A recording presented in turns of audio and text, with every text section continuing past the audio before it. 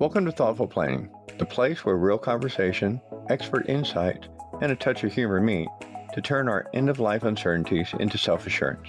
I'm your co-host, Santiago, a history buff and a big kid at heart. And I'm Honey, your guide through the intricate dance of planning with care and a whole lot of warmth. Every week, we're here to turn those intimidating "are we ready" moments into confident, everything is under control moments. Today's journey is one you won't want to miss.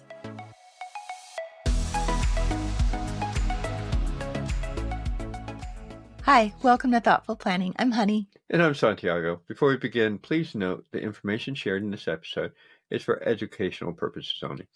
So let's start with our essential question. What impact do you want your final farewell to have on your loved ones and possibly the environment? Great question, babe. And what if the most meaningful way to honor a life isn't what funeral homes typically offer? Over the past few months, we've taken a deep dive into end-of-life options, and what we've discovered has completely changed how we think about final arrangements. Today, we're going to bring everything together from what we've learned from our recent interviews about various end-of-life options. And we're adding a few additional methods you might consider that we found in doing our research. So let's start by challenging something most of us believe, or at least I did. No, I did too. What we commonly see today and is a standard practice, which is embalming, metal caskets or wooden caskets, and concrete vaults. And the vaults, this is what is in the ground that you typically don't see.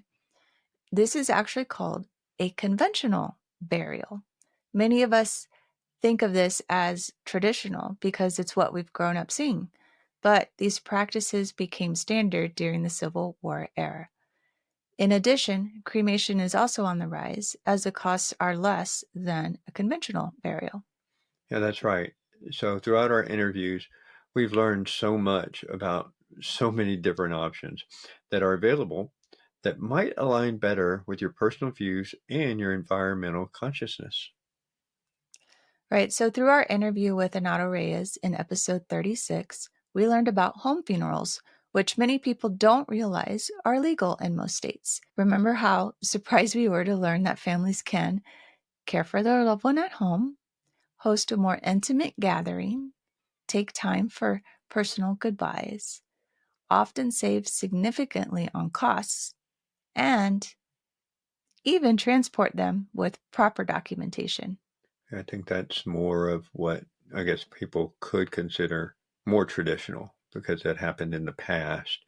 And now we're going back to it at full circle. Right. And that's when we explored our natural burials with Sunny Markham in episode 37. We also learned that at a natural burial cemetery, there's no embalming chemicals allowed. Wicker caskets or shrouds are used.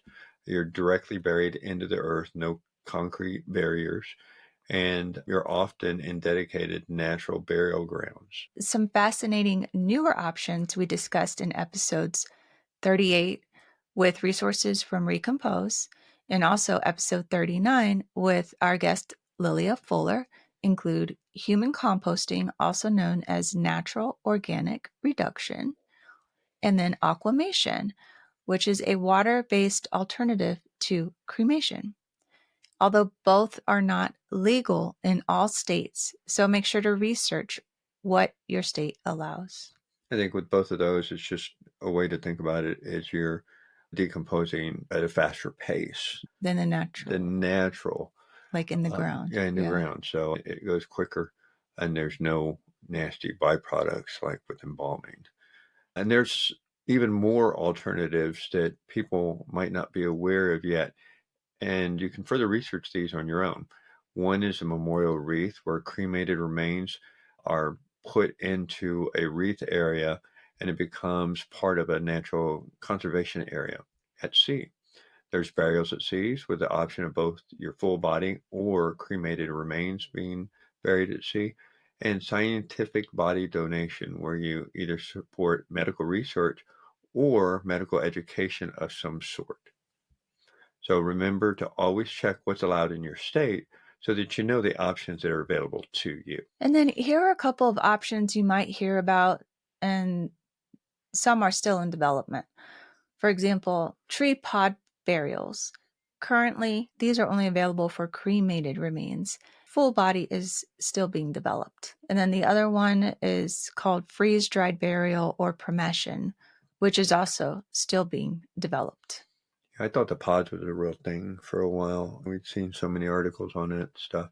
I think it's a great idea, but it's not there yet. Not for full body. Not for full body, just for the cremated remain. After exploring these options, here's some key factors that you may want to consider.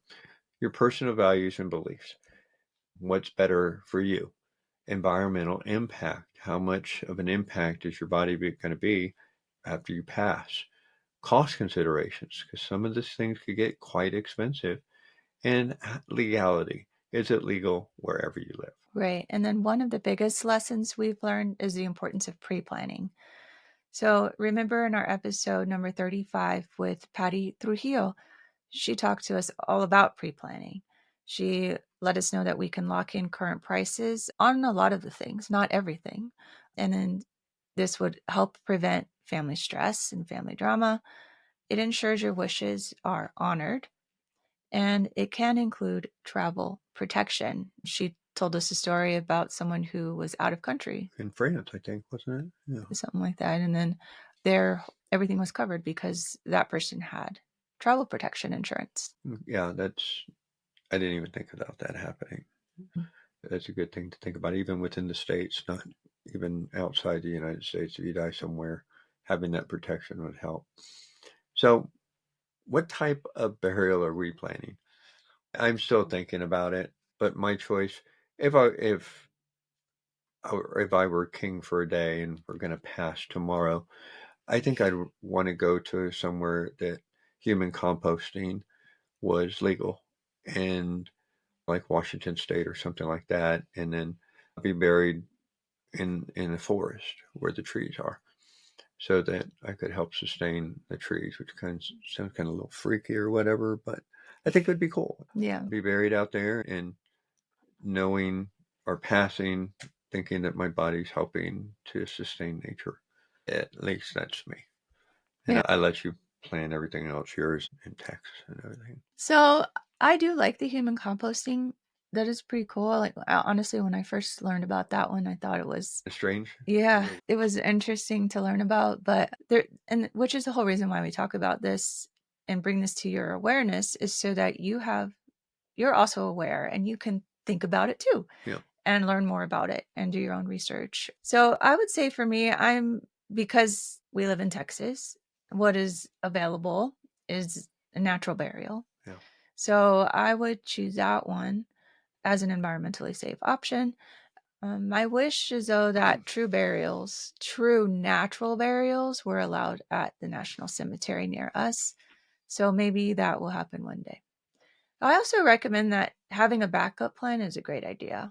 So, for example, if I were to die in another country while we were traveling, sometimes some places, depending on the different laws, you may not be able to come back unless you are embalmed. And I definitely know I do not want to be embalmed.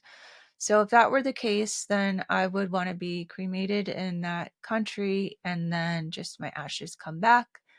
And then maybe the ashes are turned into jewelry or a keepsake of some sort, and then the rest of the ashes are just scattered where it's legal. I don't really have a special spot yet that I can think of. And then so for our pet, Tex, now that we know that aquamation is legal for pets in Texas, that was our episode with Lilia Fuller, episode 39, then I think we'd choose this option. What do you think, babe? You like it? I think that the cremation for me is still an issue because of the amount of energy that it takes, and then mercury being released in the air and into the environment. So I think that with aquamation and basically that water salt solution that they use, breaking down, I think it would be cool if we had that option too. But I think that's probably the best way for Tex to pass, I think. Yeah. After they do what they do in the vets, if we have to do that, which I don't want to think about that, but yeah, I think. Well, we're talking about each other, and we need to document these things and really think about it. So, again, here we are having a conversation because we're still not exactly sure yet. And so this gives us time, hopefully lots of time, I know. to Yeah, I know consider the different that options. Max and Rex are both cremated, and they're downstairs. And I just think that it would be really cool for techs to be environmentally friendly. Yeah. And I think if we knew that before, we would have done that Probably with so. the other two dogs. And then, of course, there is another option too, that when we interviewed Sunny Markham at Countryside Memorial, she mentioned that she's going to be opening a pet cemetery. So that would be more of a natural burial option. I like the idea of our pets being with us. So if I have, like, obviously we have the ashes of Rex and Max. If I'm buried in a natural burial, then I can have their ashes with me. So I think that'd be cool. Don't bogart the boys. Not all the ashes, some of the ashes.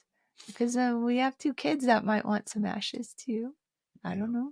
I don't know. Yeah. The way we look at our dogs, they're just not pets. They're part of the family. I know a lot of you also think that. And then for me, Max always have a special place in my heart because he was my cancer buddy. Before we wrap up, let's revisit our essential question. What impact do you want your final farewell to have on your loved ones and the environment? Because there's only one Earth, and we got to take care of it. Yeah. So we hope today's conversation has inspired you to explore the options available for your end-of-life planning. We'll include links in the show notes to the episodes we've referenced in this podcast. Be sure to subscribe, leave us a review, and share this episode with someone who might find it helpful. Until next time, remember, every chapter you write today shapes your legacy tomorrow. Thank you for joining us at Thoughtful Planning. And just like the vibrant hues of a setting sun, we're wrapping up another episode of Thoughtful Planning. Every shared story and insight is a step closer to turning uncertainty into celebrations of preparedness. Absolutely. And to our listeners, remember that every surprise that comes our way is an opportunity to grow, adapt, and learn. Stay tuned for more stories, expert insight, and of course, a touch of wit in our next episode. We're not just co-hosts, we're fellow travelers on this journey. For more information on additional resources, which will help you take the next step in planning, look for the link in the show notes for our membership. Join us next time for another episode of Thoughtful Planning. Until then, keep living, laughing, and loving every moment.